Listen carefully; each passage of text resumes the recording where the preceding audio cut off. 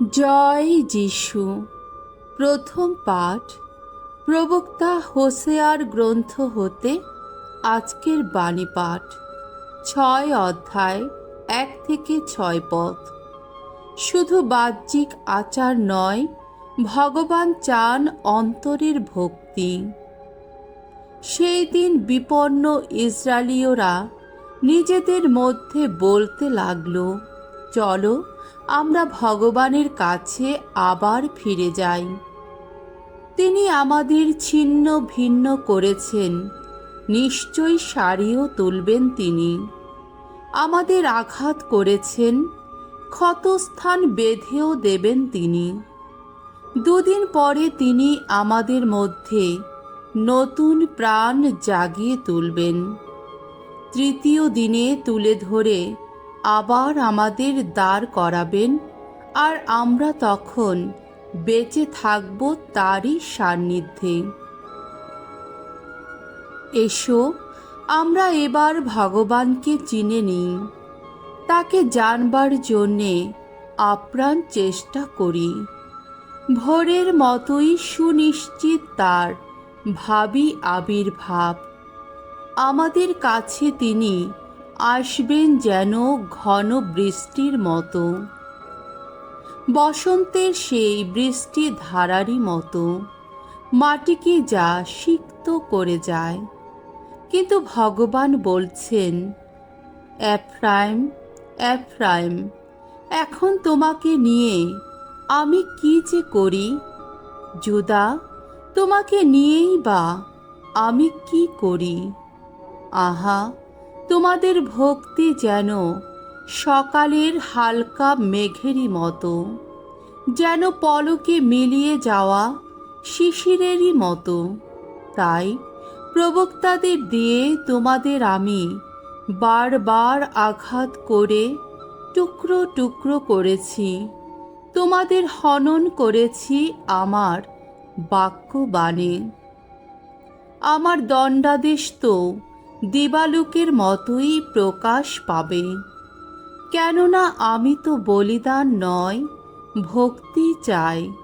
পূর্ণাহতির চেয়ে বরং চাই প্রকৃত ঈশ্বর জ্ঞান।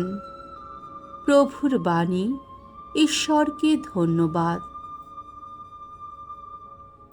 সাম সঙ্গীত 51 অধ্যায় 1 থেকে 2 পদ, 16 থেকে 19 পদ। ধুয়ো, ওগো প্রভু, বলিদান নয়, ভক্তি চাও তুমি। আমার প্রতি সদয় হও, ওগো ঈশ্বর, তুমি তো করুণাময়। মুছেই ফেলো আমার সকল দোষ, তোমার কৃপা তো অসীম। ওগো, আমার সেই অপরাধ নিঃশেষে ধুয়েই ফেলো, মোচন করো আমার সেই পাপের কালিমা। আসলে তুমি যা চাও তা তো পশু বলিদান নয়, যা পেতে আশা করো তা তো পূর্ণাহতির অর্ঘ্য নয়। ভগ্ন হৃদয়, এই তো তোমার কাছে গ্রহণীয় বলিদান, ওগো ঈশ্বর।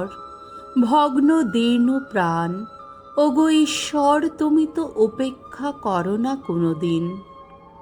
ওগো মঙ্গলময়, সিয়নের মঙ্গল করো, নতুন করে নির্মাণ করো জেরুসালেমের প্রাকার বেষ্টনী।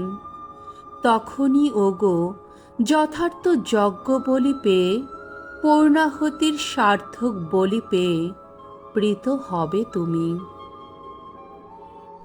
বাণী বন্দনা। হে খ্রিস্ট, হে করুণা ঘন, নমঃ নমঃ। আমরা যেন প্রভুর বাণী আজ কান পেতে শুনি, আমরা যেন হৃদয় দুয়ার বন্ধ করে না রাখি। মঙ্গল সমাচার। লূক রচিত মঙ্গল সমাচার 18 অধ্যায় 9 থেকে 14 পদ। কর গ্রাহক ঈশ্বরের ক্ষমা পেয়ে বাড়ি ফিরে গেল, ফরিসি নয়। কয়েকজন লোকের মনে এই দৃঢ় ধারণা ছিল যে তারা ধার্মিক, অন্য সকলকে তারা অবজ্ঞার চোখেই দেখত। তাদেরই লক্ষ্য করে যিশু তখন এই উপমা কাহিনীটি বললেন। একবার দুজন লোক মন্দিরে প্রার্থনা করতে গেল। এদের একজন ছিলেন ফরিসি আর একজন ছিল করগ্রাহক। ফরিসি সোজা হয়ে দাঁড়িয়ে মনে মনে এই প্রার্থনা করতে লাগলেন, হে ঈশ্বর, তোমাকে ধন্যবাদ, কারণ আমি তো অন্য 5 জনের মতো নই। ওরা তো পরের জিনিস কেড়ে নেয়, যত অন্যায় কাজ করে, ব্যভিচার করে। ওই যে কর গ্রাহক, আমি তো ওর মতো নই। আমি সপ্তাহে দুবার উপোস করি, আর যা কিছু রোজগার করি তার 10 ভাগ আমি তো নৈবেদ্য দিয়েই থাকি।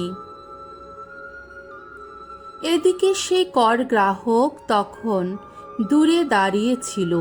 স্বর্গের দিকে চোখ তুলতেও সে ভরসা পাচ্ছিল না, বরং বুক চাপড়াতে চাপড়াতে সে শুধু বলছিল, হে ঈশ্বর, এই পাপীকে তুমি দয়া করো। যিশু বললেন, আমি তোমাদের সত্যি বলছি, এই লোকটি ঈশ্বরের ক্ষমা পেয়ে বাড়ি ফিরে গেল, প্রথম লোকটি নয়।